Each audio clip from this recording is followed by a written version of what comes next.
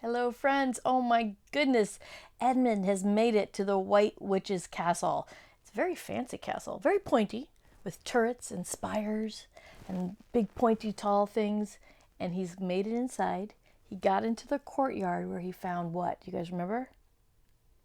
Tons of statues of all kinds of creatures, even a dragon. And he sees a lion, which, who does he think that is? He thinks it's Aslan. And he drew a mustache and glasses on him. I forgot that part until I just read it this time, but that was pretty brave if you thought that was Aslan. We'll see. We'll see what he is. So anyway, he was crossing and he just saw stairs going up, and in the doorway, across the threshold, that's the opening of the doorway, was a great wolf. Uh-oh, let's see what happens. It's all right, he kept saying to himself. It's only a stone wolf. It can't hurt me. And he raised his leg to step over it. Instantly, the huge creature rose. Whoa. With all the hair bristling on its back, opened its great red mouth and said in a howling, growling voice, "Who's there? Who's there? Stand still, stranger, and tell me who you are." Okay, that wolf was not made of stone, was it? And it was grisly, and it was sounding pretty mean.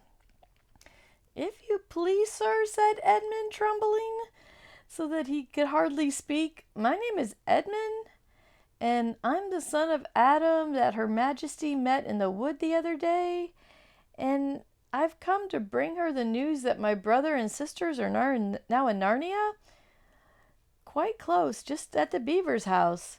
She wanted to see them." "I will tell Her Majesty," said the wolf. I wish I had a better strong guy voice for you. Maybe your dad could read that part to you. "Meanwhile, stand still on the threshold as you value your life." Oh boy.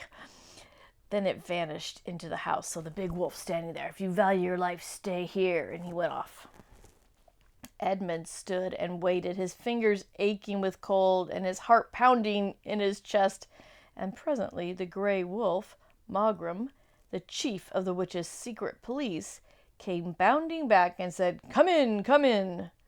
Fortunate favor of the queen, or else not so fortunate." Oh boy. And Edmund went in, taking great care not to tread on the wolf's paws. Yeah, that would be bad, right? He found himself in a long, gloomy hall with many pillars, full as the courtyard had been of statues. More statues.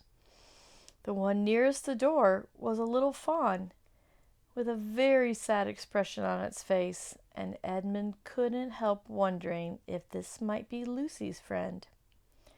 The only light came from a single lamp, and close behind this sat the White Witch.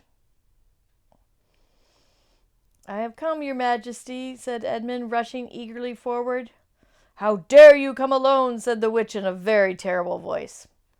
"Did I not tell you to bring the others with you?" Was she really interested, do you think, in seeing him, or did she just want to see him and his brothers and sisters? She's saying, "How dare you come? I told you to bring everyone." "Please, your Majesty," said Edmund, "I've done the best I can. I've brought them quite close. They're in a little house on top of the dam just up the river with Mr. and Mrs. Beaver." A slow, cruel smile came over the witch's face. "Is this all your news?" she asked. "No, your Majesty," said Edmund, and proceeded to tell her all he had heard before leaving the beaver's house. "What? Aslan!" cried the queen. "Aslan? Is it true?" "If I find you have lied to me," said the queen. "Please, I'm only repeating what they said," stammered Edmund. But the queen was no longer attending to him. She clapped her hands.